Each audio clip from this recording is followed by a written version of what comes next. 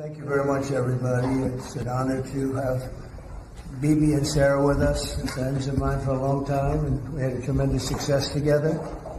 And I think it will only go on to be even greater success in the future. So it's really nice to have you at the White House. It's nothing like the White House, and it's great to have you both and all of your wonderful people around. We've worked together for a long time, and we've done well together. We had a great time. I would say it's a lot of work, but we had a great result recently. And we're going to have a lot of great results. So it's great to have you. Thank you very much. I want to express the appreciation and admiration, not only of all Israelis, but of the Jewish people, and many, many admirers around the world for your leadership of the free world, your leadership of a just cause, and the pursuit of peace and security that you are leading in many lands, but now especially in the Middle East. We have great opportunities. The President has an extraordinary team, and I think our teams together make an extraordinary combination to meet challenges and seize opportunities. The President has already realized great opportunities. He forged the Abraham Accords. He's forging peace as we speak, in one country and one region after the other.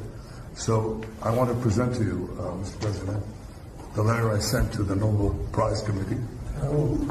It's nominating you for the Peace Prize, which is well deserved. And you should get it.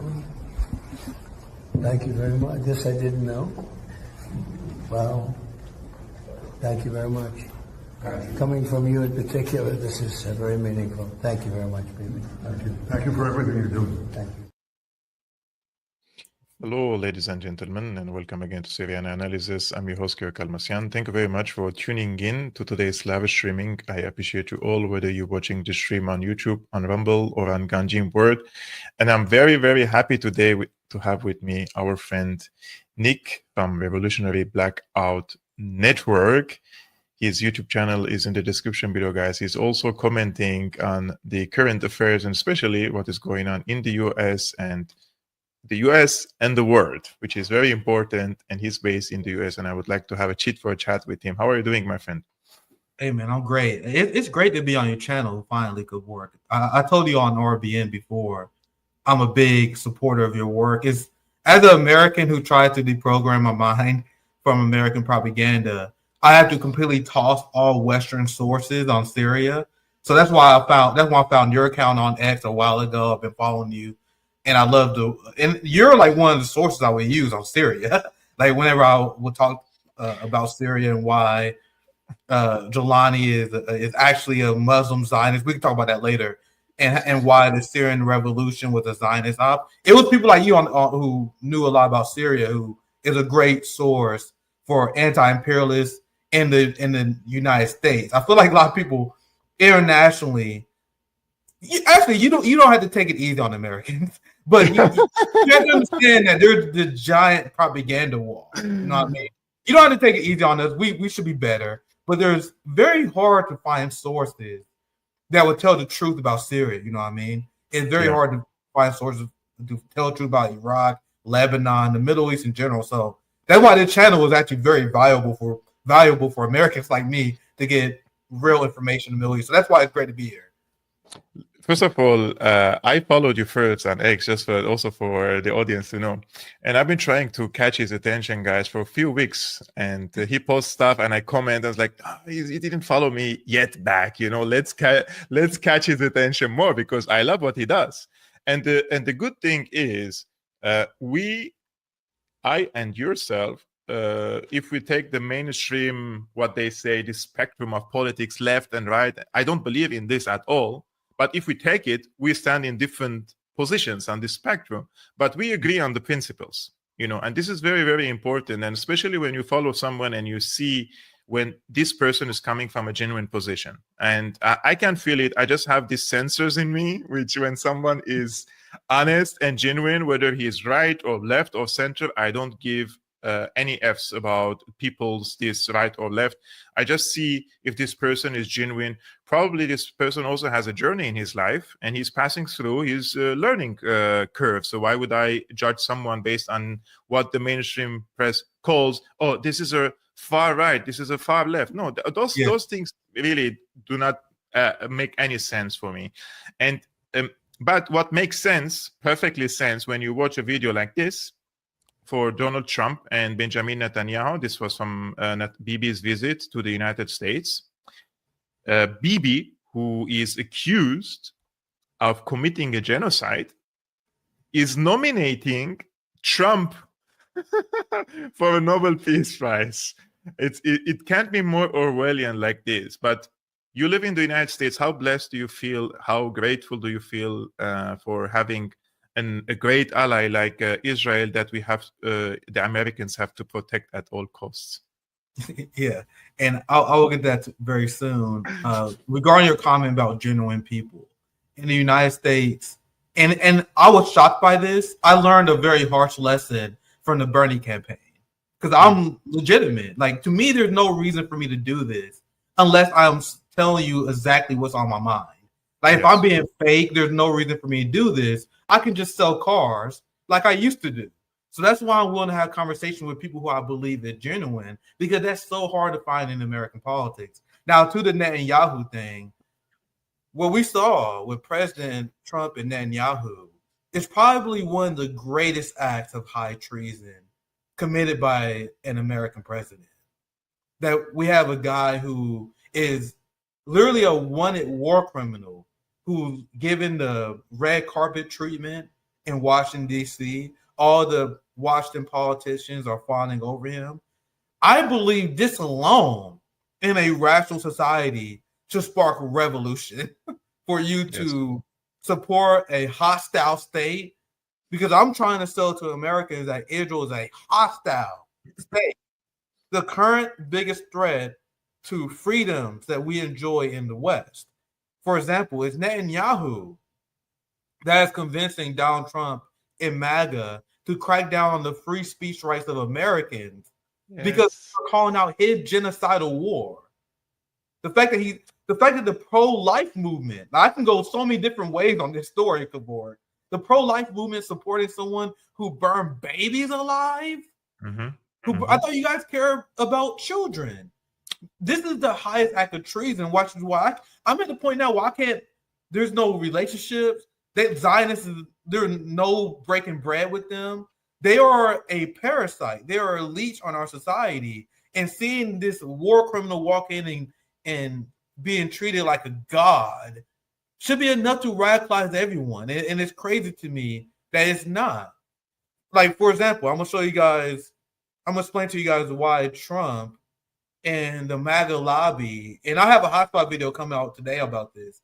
They're purposely trying to create an international order where Zionists are completely lawless, a lawless Zionist international order.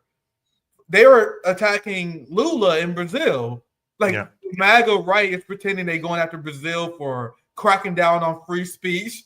Even though Brazil online censorship, their internet rules, is standard across the world in terms of how most countries treat their internet. Brazil is standard in terms of social media regulation. But Donald Trump is threatening a 50% tariff on Brazil because they're going after Jair Bolsonaro and his corruption. Why is Donald Trump getting involved in this? He's getting involved in this because Lula called out Israel for committing a Holocaust in Gaza and compared Benjamin Netanyahu to Hitler. Compared to Jair Bolsonaro, who waved the Israeli flag and is a diehard Zionist. So the point I am making here is that what Donald Trump and MAGA is doing is extremely nefarious, and it must be called out, where they're creating this international rules-based order that is based on Jewish supremacy, that people like Benjamin Netanyahu and leaders of Israel can do whatever they want. And that's why I can speak on this meeting. I'm Pastor, you can work. I can speak on this all day because it's very infuriating. is I why totally agree with you. I totally agree with you. I totally agree with you on this point that we are creating a lawless. It's already there. Like it's not like we're moving to a lawless jungle. And I Yeah, you're always right. say in the jungle, right. there are better rules because in the jungle the animals do not kill each other for fun. And do not kill each other for example, to build a building that Trump is dreaming of building some resource in the Gaza Strip and for gas pipelines, etc. But our human beings, they are committing this type of atrocities. Like there is not one recorded incident of animals committing genocide against each other the way they're killing Palestinians. And we laugh about it because of the absurdity of the matter, but we are heading to a very dystopian future where Palestinians are today's victims. Tomorrow, they're going to be other people that probably today either silent or even supportive of this Zionist onslaught against the Palestinians. And what really bothers me about this, my friend, is during the COVID times, if you remember, many people on the left fell for the government narrative, right? So Yeah. I found myself naturally, let's say, on the people who were pushing against it, and they start calling, oh, you're a right wing, right? But then when the Gaza onslaught started, you see those many of these right-wing talking heads who said we cannot follow these government diktats because they harm the children. They harm kids' psychology. You remember those days?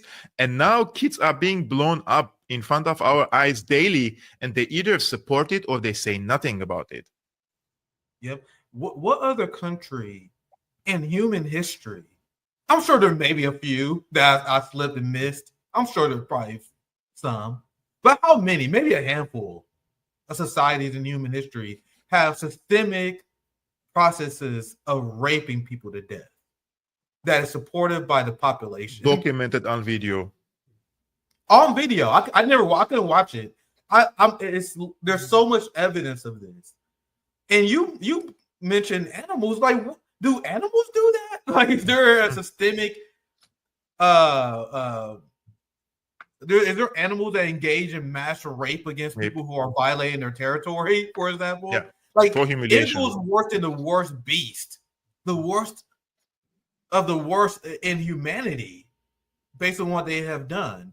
And they've changed humanity. I don't know a lot of people even realize what Israel has done. Not only have they completely set humanity backwards, because before the idea of bombing a hospital, it was like completely out of mind. Like, the idea that you would do that is crazy. Israel blew up so many hospitals, it doesn't even register on the Richter scale anymore. Yep. And then you have the United States who blew up a hospital in Yemen. Didn't register. I remember when I was a teenager, Barack Obama accidentally, well, quote unquote, accidentally, I gotta be very careful, accidentally bombed a hospital, and he went on an apology tour for like a week after that. It's there. I still remember it vividly because you rarely see the empire like do this kind of stuff, but they legitimately went on a PR tour because that's how bad it was for Obama bombing a hospital. Now it's commonplace. And another thing that Israel did to humanity, because I would say this unapologetically, when I saw the bombs come into Tel Aviv from Iran, I was ecstatic.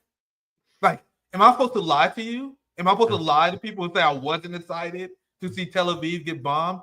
If anyone tell you that who's an anti-Zionist, they are most likely lying.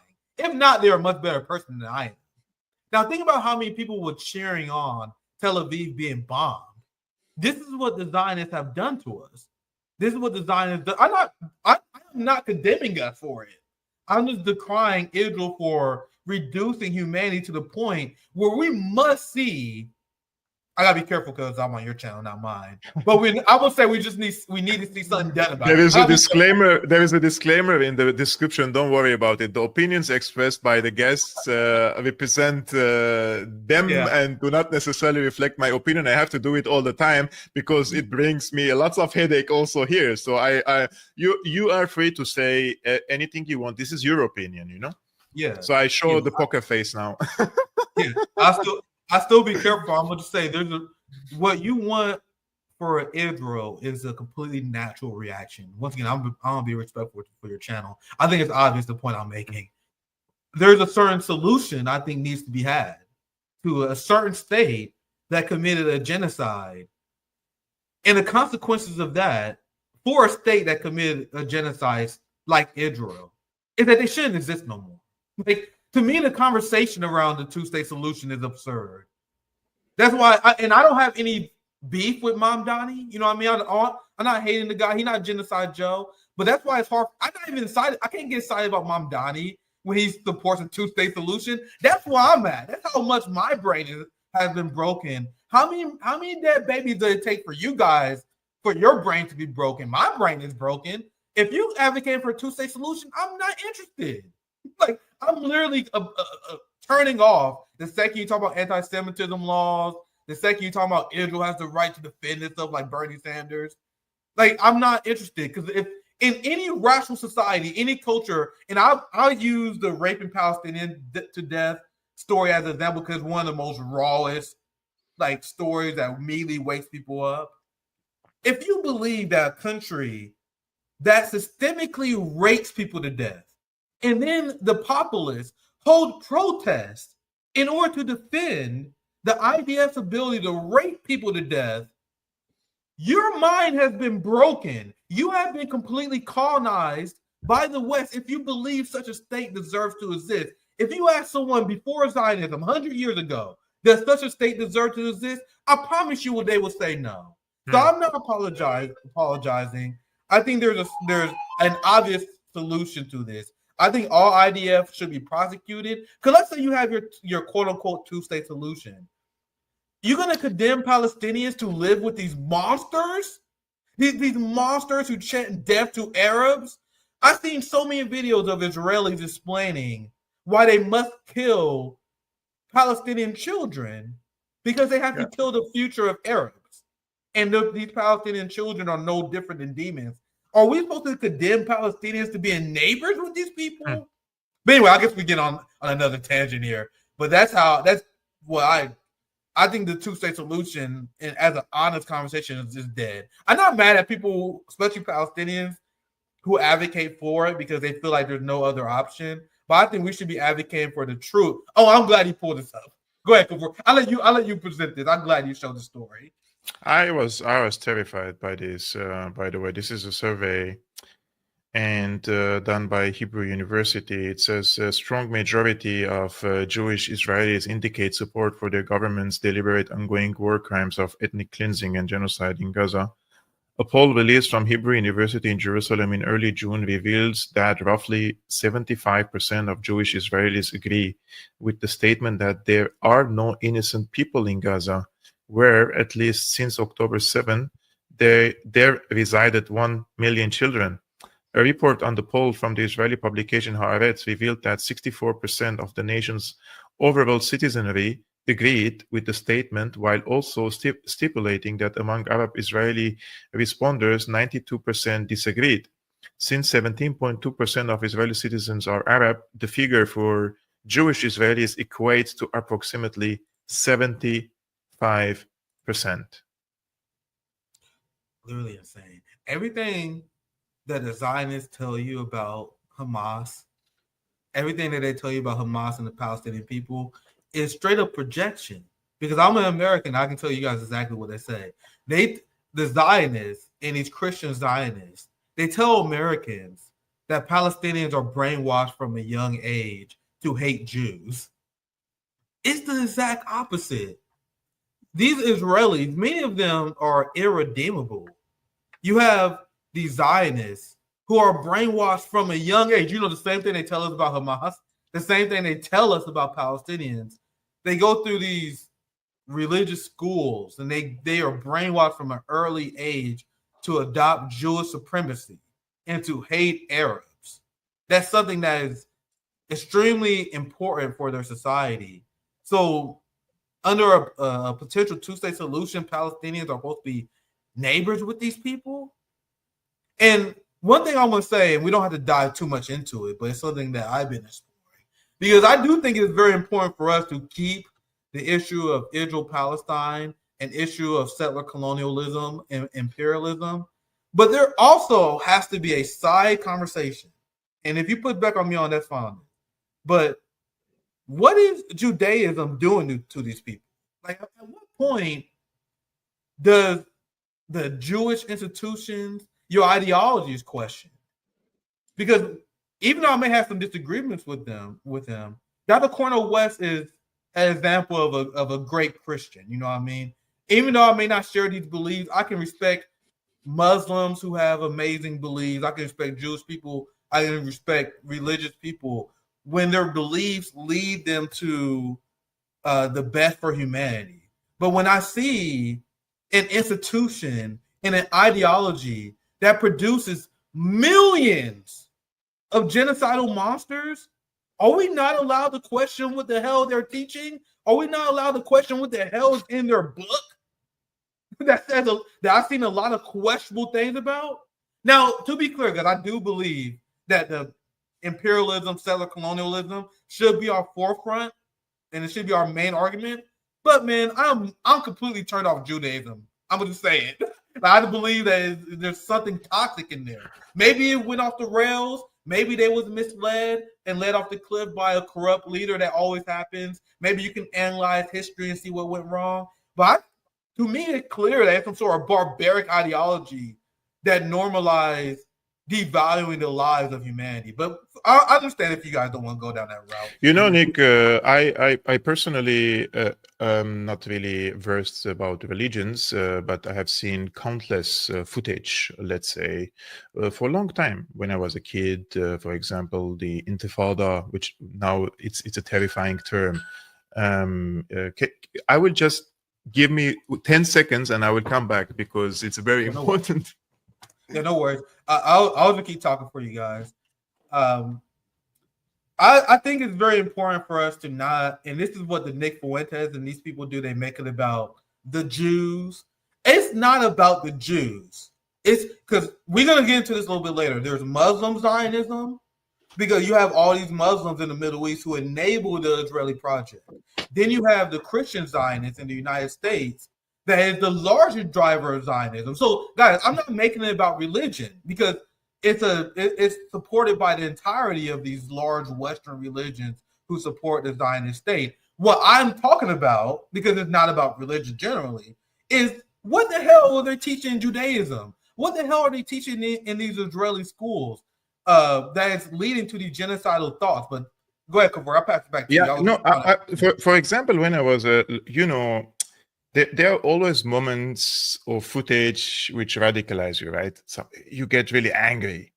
And imagine you are a child, 12 years old child, and watching this footage on your TV outlets back then, Israeli soldiers carrying stones, rocks, and breaking the bones of Palestinian children on footage.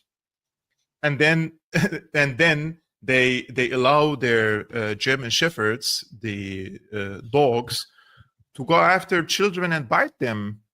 So, like, you see that one side is throwing basically stones on the Israeli occupation forces, and the other side is breaking their bones. They have guns, they have bulldozers, they have dogs, etc. So you see, like, I'm born and raised in Syria. I'm an ethnic Armenian. I'm Christian. And I don't see this as a religious conflict. But when you see what's happening, you have to ask yourself, why? Why are they acting in this barbaric way? What is the source of this barbarism? You know, it's really heart-itching to see this type of footage. And now that the Gaza onslaught started, right? And especially that, oh, you live in Germany, like I live in Germany. And it's very difficult here to show any sympathy, human sympathy, to the Palestinians. Like, people are losing their jobs, their bank accounts are being closed, they're getting sanctioned by the EU for speaking up. Now, in the United States, there are little bit more, let's say, freedom of speech compared to Europe. In the United States, it's still some free speech exists there. But what I am noticing is what Trump is doing is dividing his own base, right? In the MAGA base or in the pro-Trump base, you have people considerable number of people are opposing Israel. And Trump is like, it's like going against them. He's even attacking some of the people who supported him in the past for now becoming more, let's say, anti-Israeli. What Trump is doing definitely going to change the outcome of the next elections. Like when you see this situation in the United States, Trump MAGA base is being cracked. Trump is showing himself probably the most Zionist president in the history of the United States. What could happen in 3 years or 2.5 years when we have new elections? Can some new candidate emerge from this MAGA base, who is more anti-Israeli, let's say, or let's say a little bit in the middle, or the system is rigged and it's a hopeless situation where whoever comes, the system will swallow the candidate and they will force him into the system and he will be forced to follow this type of foreign policy?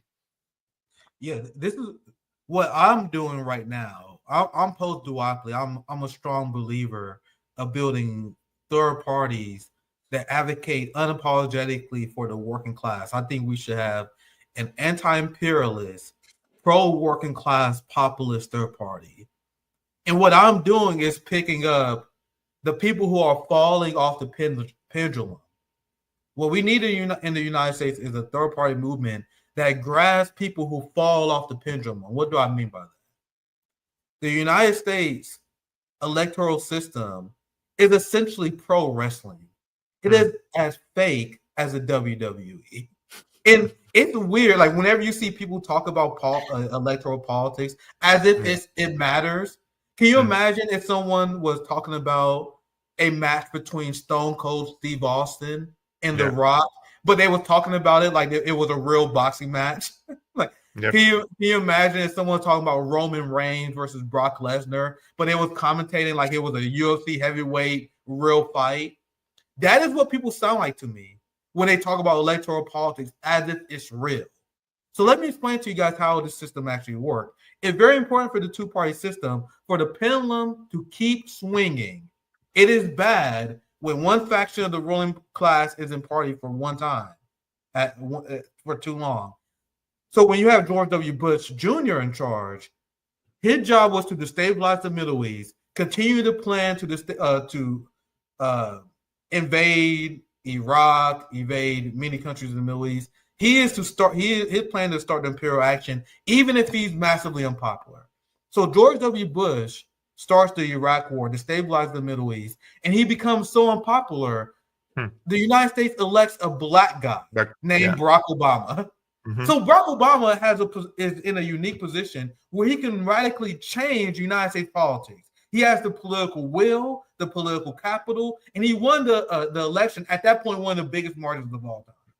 But what do he do? He bail out the banks in Wall Street, collapse black wealth, and then expands George W. Bush's 2 war to 7.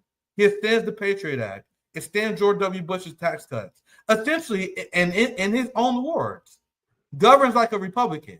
So what's the result of Barack Obama doing this? An entire generation leaves the Democratic Party. We were pissed off with the Democratic Party. So what happens after that? It's just like WWE. The storylines never end. It's fake as shit. You get this guy who the establishment propped up, who was on The Apprentice. And they know he's loyal, Kevork. I know a lot of people may be nervous about whether he's anti-establishment or not, but don't worry. He married his daughter off to a Zionist. His daughter married Jared Kushner. So he showed his blood loyalty to the establishment.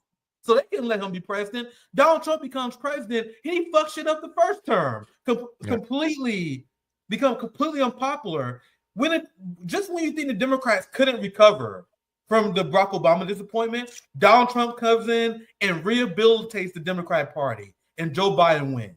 So then Donald Trump, one of the most historically unpopular presidents in American history, what did the Democratic Party do to bail out the Republican Party after falling behind the MAGA code? What do they do in order to revive the Republican Party after losing to Joe Biden and Kamala Harris? That's how down bad the Republican Party is.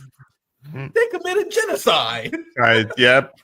You guys see how both parties work together to keep one strong. And then as the Democrats commit a genocide and Democrats become weaker than ever because of that, Donald Trump takes charge and he completely refuses to release the Epstein list, continues Biden's policy in Ukraine. So his job to demoralize the MAGA base now. So I know that was a long spill, Kevork, but what do we do in this situation? Go back to what I said in the beginning of this rant. Our job is to take people who fall off the pendulum. So every time there are these pendulum swings, whenever there's this betrayal, it's our job as revolutions to catch people and bring them down off that pendulum so they don't keep going back and forth. So if you're one of the people who was disappointed by Joe Biden, my job was to grab your ass and bring you to the populist left. And there's many people who became that because they were disenfranchised and they was upset over Biden genocide. Now we're in a position where we're grabbing those MAGA people who are pissed off over Donald Trump. And there's a lot of people upset with me because I talked to Jake Shields, but that's exactly what I was doing. Jake Shields voted for Trump twice, and his audience was upset with Trump. So it's our job as people who are serious revolutionaries who want to build their party. We're now grabbing the MAGA people off that pendulum. Stop falling for this two-party game and get serious about revolution. So sorry for that long spill, but that's how I feel about U.S. politics. It's a giant fake-ass game that people who are serious about improving people's material life, we got to take advantage of the fact that these politicians will inevitably betray their supporters, and we got to be there for them and offer them a solution. Indeed. Just a quick comment about Jake Shields. He also had me on his show a few months ago during the regime change operation. And I'm grateful because we are on different sides in politics, let's say on the spectrum, as I mentioned at the beginning. But he was a good listener. And he invited me and he said, I'm genuinely interested to learn. Come and educate me and educate my audience. So I respect people who are genuinely, let's say, interested in listening to other points of view, especially that he should be considered one of the patriotic American citizens, right? And then if you go back 20 years in time, people like Jake Shields were like, we're going to occupy Iraq and we're going to, carrying the American flag. But things are also changing in the United States. And this is very noticeable to the extent that now that the issue of Palestine and Gaza is essential in the discourse of the political discussions and conversations online and also in the streets of the United States. Now, I'm going to show you this tweet, which proves our point that the issue of Palestine is very essential. Not this one. Marco Rubio, basically, he declared on X that they are imposing sanctions. Today, I'm imposing sanctions on UN Human Rights Council Special Rapporteur Francesca Albanese for her illegitimate and shameful efforts to prompt international criminal court action against US and Israeli officials, companies, and executives. Albanese's campaign of political and economic warfare against the United States and Israel will no longer be tolerated. We will always stand by our partners in their right to self-defense.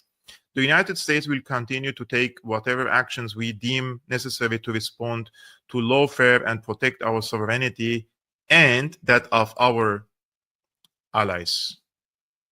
This is disgusting beyond belief. Like, it's an Orwellian word, up is down, down is up, like right is left, left is right. Everything is upside down. Calling this like a warfare, meanwhile, children are being blown up by actual bombs.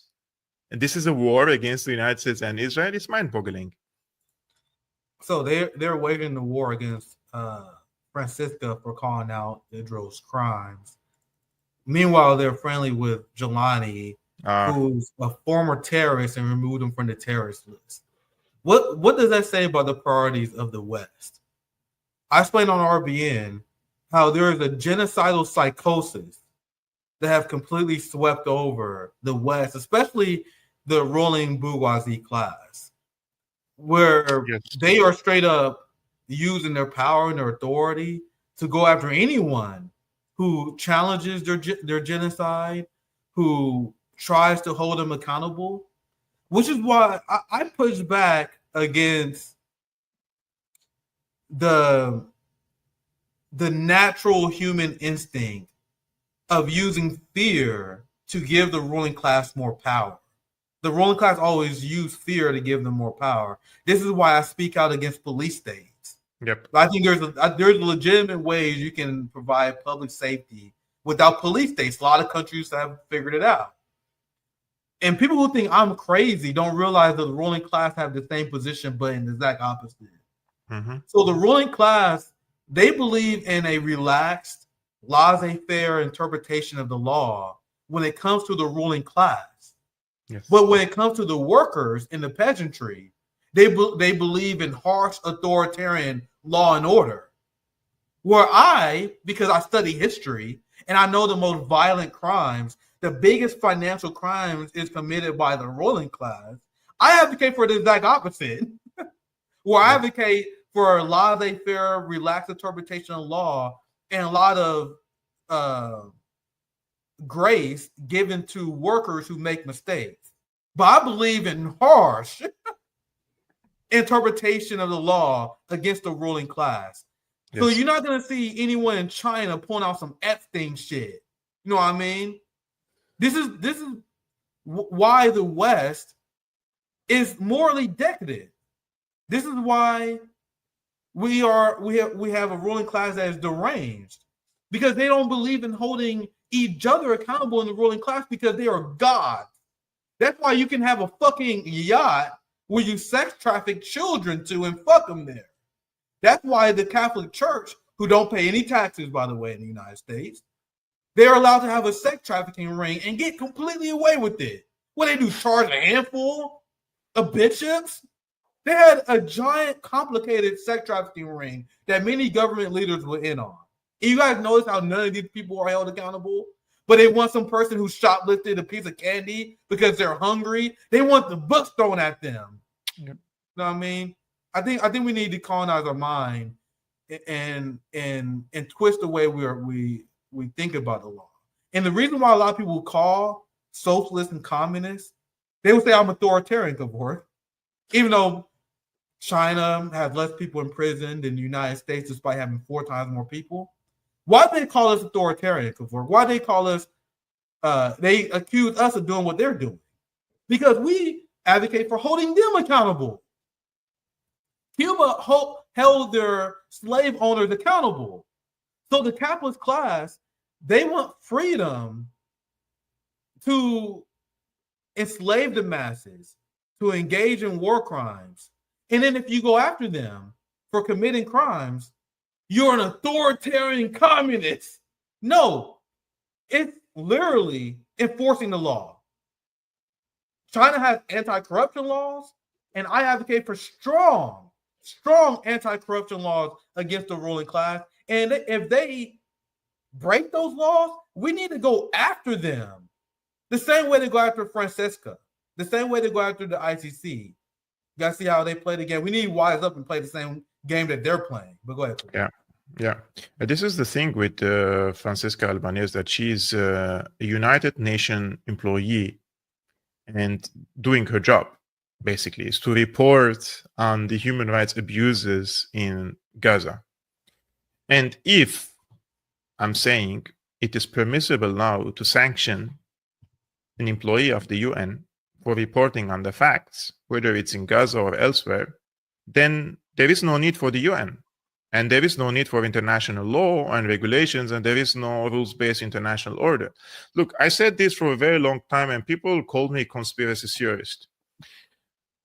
There are many human rights organizations as well, and they report factually on some cases, and they sensationalize some of other cases. Let's say they report objectively on all countries, right? What happened basically is that these human rights organizations, they report, let's say, about Syria, right? So there were human rights abuses, let's say, from the Assad government. So they report about it, or they document it.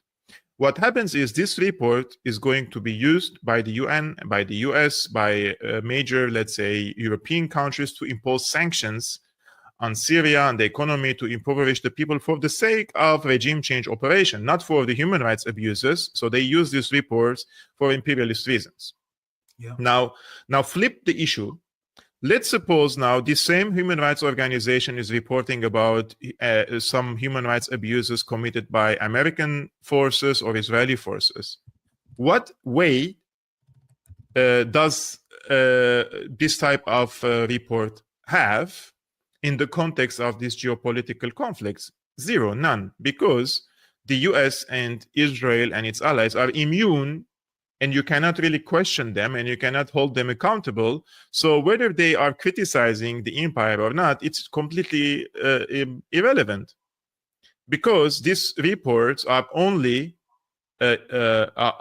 used to condemn other countries and to have tangible change in these countries that are not evolving or revolving under the umbrella of the United States. So in this case, when someone like Francesca Albanese, she's reporting the facts in Palestine, and she's an employee from the UN, in the UN. When she takes one step further into criminalizing Israel and the United States officials, they will come after her like they're doing at the current moment, and they will impose sanctions. Therefore, what are we really defending here if there is no international law and norms and regulations? This is a serious question. If I'm a person who was born in a third world country, right, and my country could be completely blown up and hundreds of thousands of people would be killed because they say we are going to bring you human rights to your country, but then when a serious investigator talks about the human rights abuses by Israel in Palestine, and she will be sanctioned. So what is it? Jungle-based order? We spoke about the jungle at the beginning, but this is not there is no international law. This is what it means.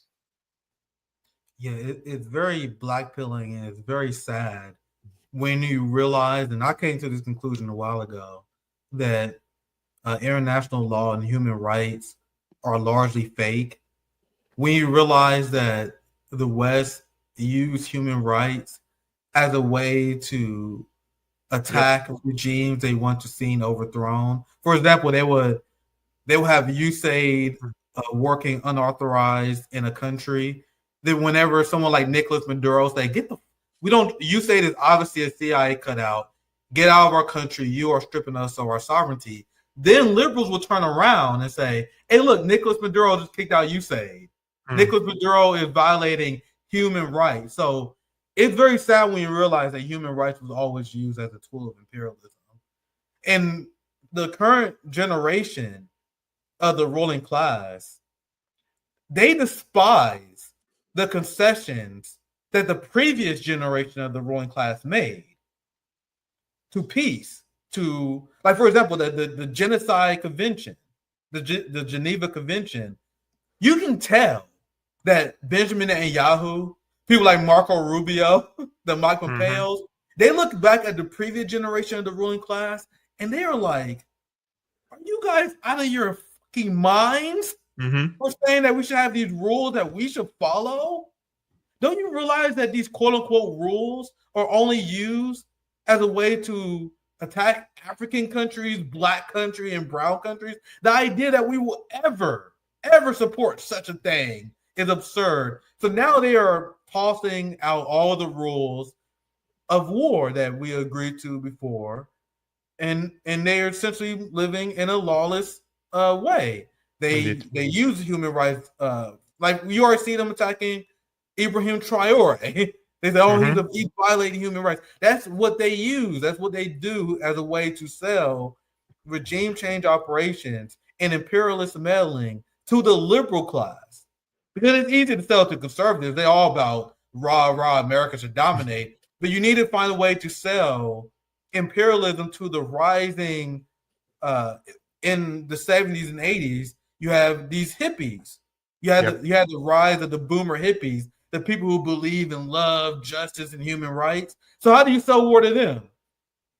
Iran is attacking women. Women don't have rights in Iran. Women don't have rights in Syria.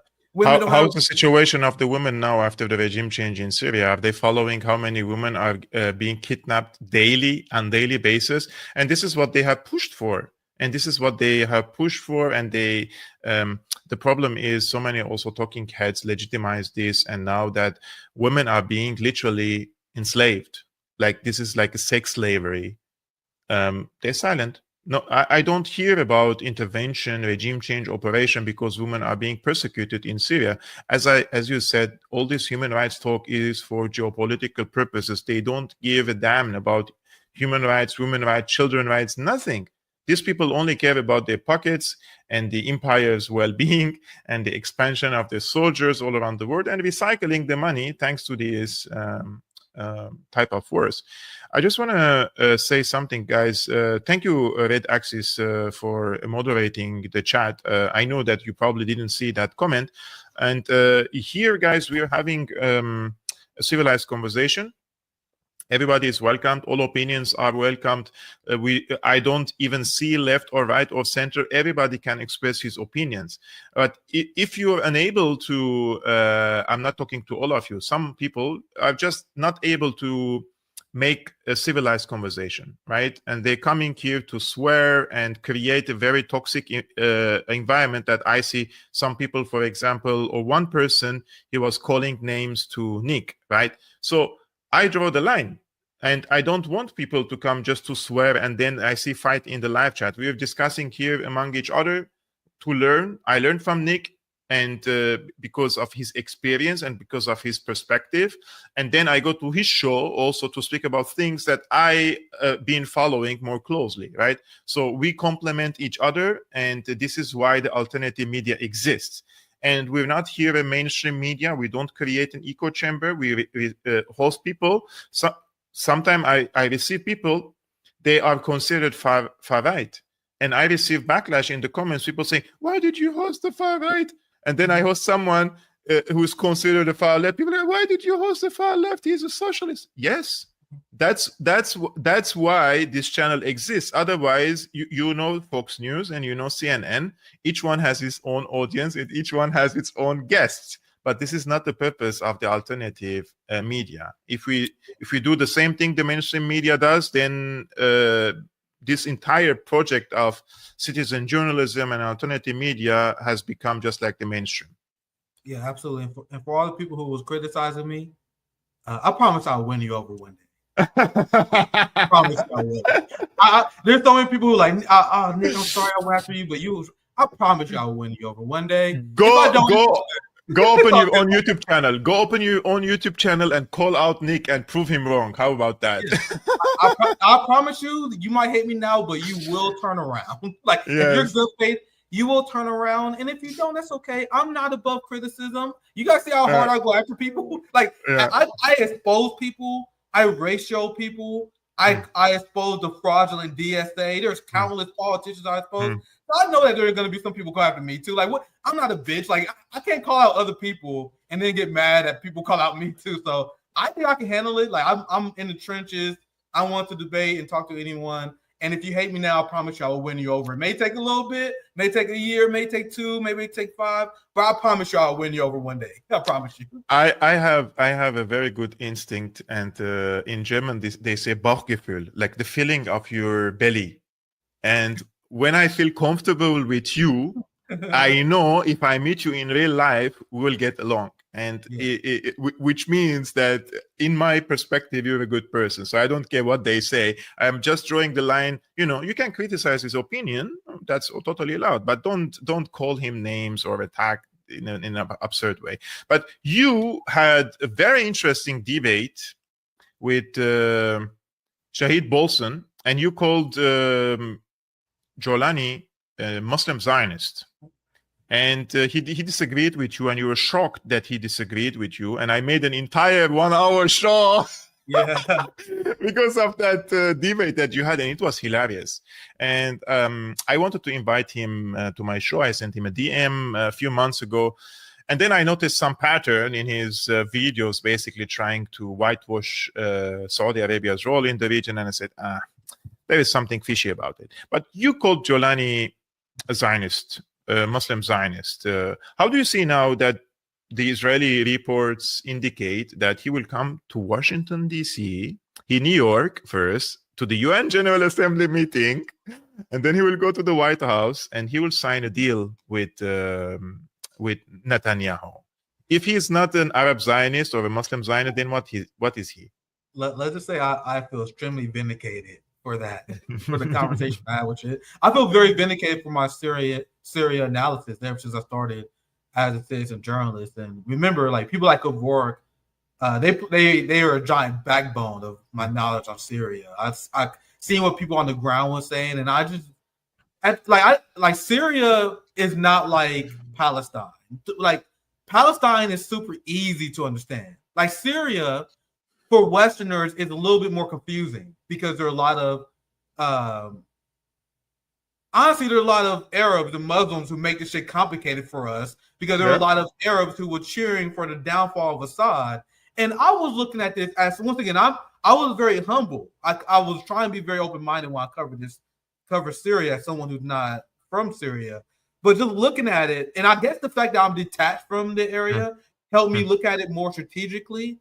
For people who may just have Assad derangement syndrome, they may have they probably was done wrong by the Assad government, which I understand why they may be distrustful of Assad because they may have a personal experience that may cloud their judgment. So me being outside of Syria, I was able to analyze it objectively.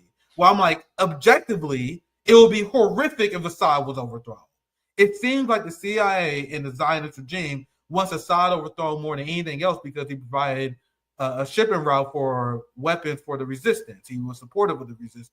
So I understood, and I try to be very sensitive to the fact I don't live there, that I know that there may be people who don't dislike Assad, but it was clear that supporting this Muslim Zionist revolution was not the solution to any issue that people may have with Assad.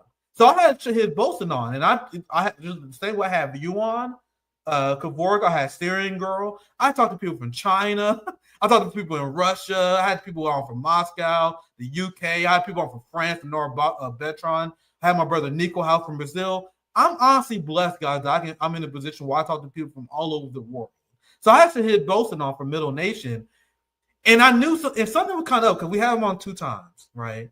And he was one of the people that like, hey man, I need to know exactly what we're gonna talk about on the show. Like, if you guys know RBN, my RBN is very conversational. Where I'll have a skeleton, I'll have main stories, but I'm down. I'm gonna ask you whatever I feel like asking. We're gonna cover whatever comes in conversation. But Shahid was weird because he like, hey man, his person was like, hey man, you gotta make sure you submit all your questions beforehand. We gotta know exactly what it. So that was already kind of weird. Like me and Zoya, we was already kind of weird dealing with people. We was like, oh, that's weird. That's kind of weird. Now I know why. I know why they screen question now because I kind of broke. I was like, man, I'm not doing that fucking shit. I'm gonna ask him whatever I want for his last appearance. And I asked him about Syria. Not because I was trying to have a big gotcha moment. Not because I was trying to have a debate. I'm just assuming this guy obviously knows that supporting the CIA-backed Zionist revolution is a bad thing. What Jelani is doing, persecuting and killing Syrian people, that's obviously a bad thing. And I was shocked to see that he was saying that Syria is stable. Israel and the United States is occupying Syria and stealing their resources. 1/3 of the country, 1/3, and 50% of its oil and gas. Imagine you call that instability.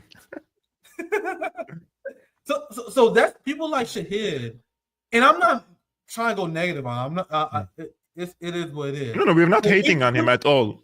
Yeah, people like him is why people are confused in the West. Yes. Like there's the reason why people who support free Palestine will also support free Syria, even though that was incomprehensible positions. That's why I had to call him out. Like, because on RBN, I'm not trying to yell at people and not a debate me bro channel, but we have to be factual. We have to be consistent. So that's why I had to call him out. And I'm glad that you covered it. I'm blessed and I'm honored that you covered it. Back to your question about Muslim Zionism. Even though I am extremely turned off of Judaism and I'm not hiding that, it's very important for us not to make the struggle about the struggle to free Palestine about religious struggle. The Zionists want nothing more but to make this a religious struggle. So that it makes people more factionalized. It's easier to propagandize people if you make it about, are you for the Jews? Are you for the Muslims? Are you for the Christians who support the Jews? Are you for the Muslims? That's like the best thing that could possibly happen for a Zionist who cannot argue intellectually, morally, or legally for the justification of the state of Zionism. And the reason why people like Nick Fuentes and these legitimate white nationalists, the reason why they're useful idiots for the Zionist regime is because they are more than happy to make it about that. I hate the Jews. The Jews have taken over our society. The Jews. That's all they do, right? Yes. Ignoring that Christian Zionism is the number one enabler, funder, and implementator of Zionism in the world. If it wasn't for Christian Zionism, Zionism would be dead on arrival. But not only that, going back to your question about Muslim Zionists, what is Zionism? Like, what people got mad. Who can define that? Who can define that? Any Israeli official doesn't want to define it because they want it to be in an open definition. So they could include anything which they could consider later anti-Semitism in it. If they draw a line and say this is Zionism, people know what they can criticize, right? But if they keep it fluctuate, something that is many people do not know how to define it, it doesn't have any parameters, then the Israeli side or the Israeli officials could include anything in it by calling it this is anti-Semitism because now you are attacking us because us are Jews. Yeah, very well said. Zionism essentially is if you're an active supporter of the Jewish state, the legal Jewish state that was created by the British Empire. Traditional definition. There was a lot of progressives, and they still angry at me because I called out Mamdani. Because I'm like, guys, he's a fucking liberal Zionist. There's no free Palestine here. There's nothing here. You know what I mean? He's a liberal Zionist who said he believes in Israel's right to exist. That's what a Zionist is. So a Muslim Zionist is someone who lives in the Middle East, obviously is a Muslim, who helped facilitate the state of Israel. And that infected the entirety of the Arab ruling class in the Middle East. And in a nutshell, that's why it's ridiculous to just say, oh, the Jews doing this, because the quote-unquote Jews wouldn't be able to get away with what they get away with if it wasn't for Christian Zionists in the United States and many Muslim Zionists in the Middle East. And that's the point I was making. Hopefully that makes sense to this audience. It totally makes sense, and I completely disagree with some of the American talking heads who say, "Oh, this is only about Israel. It's Israel dragging us into these wars. It's the Jews doing this for us." It's like, was there the AIPAC in the Korean War? Have the Jews brought you to Vietnam and to kill hundreds of thousands of people to drop Agent Orange? Yes, I understand in the Middle East, Israel has more influence over the foreign policy of Washington, but this is an empire in action. They're doing the same thing in Ukraine. They're trying to do the same thing in Taiwan. This is not the Jews only doing it. No, you have Zionist people, whether Jewish, Christian, and probably also Muslims now, influencing these type of policies to go to war for their financial interests. Bankers, we're having tens of billions of dollars to nowadays profits by the military industrial complex and many people with invested interest. So I wanted to make also this conclusion from the definition that Nick presented, because I totally disagree with this notion that it's Israel occupying the United States. It's an empire, and Israel part of this, one part of this empire, one leg of this empire. And people who try to make it all about Jews, they are running away from the responsibility and for the atrocities of the American officials, basically, who have committed all around the world. Guys, we are almost already 1 hour past. I didn't even feel this conversation. Yeah, Nick, really, thank you so much for coming to the show, brother. I really appreciate it. And guys, his YouTube channel is in the description below. Hit a follow and also see his content. What is he talking about? Agree, disagree, always stay respectful, as I said on this YouTube channel. That's really important. I just wanted to mention one last thing, that the channel is still suppressed after the warning we received from YouTube. I didn't receive yet an answer from them. And I would be really grateful if you only thumbs up, hit the like button before leaving this live streaming. And if you would like to do more, like support this channel independent work, you can become a patron, or there are different means in the description below.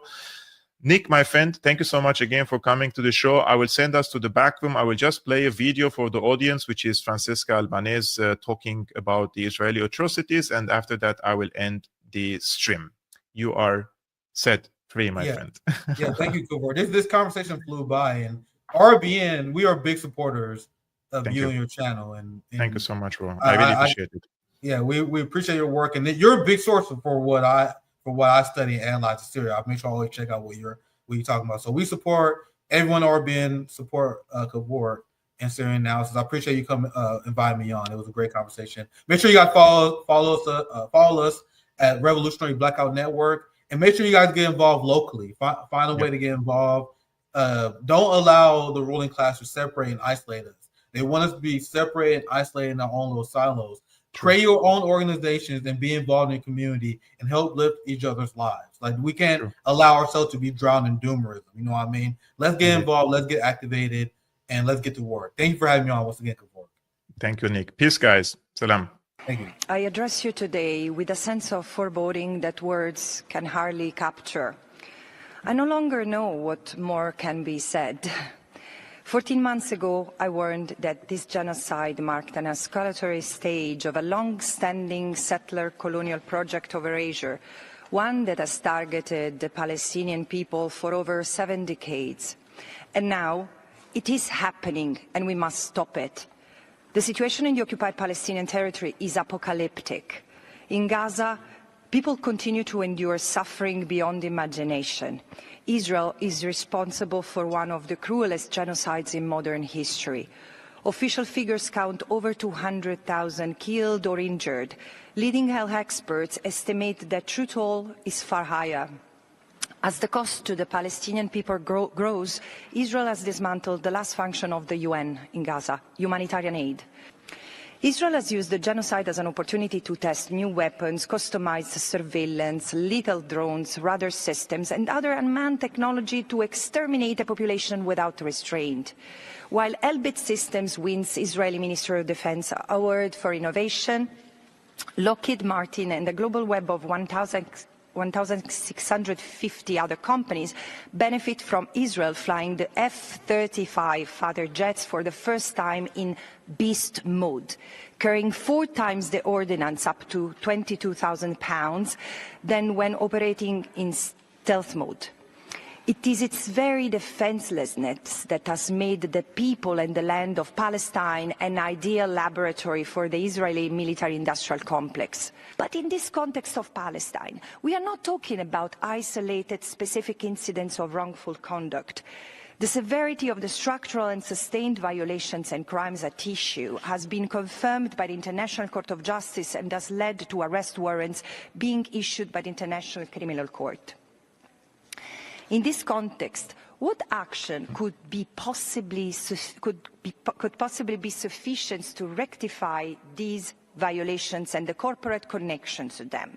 The answer is simple.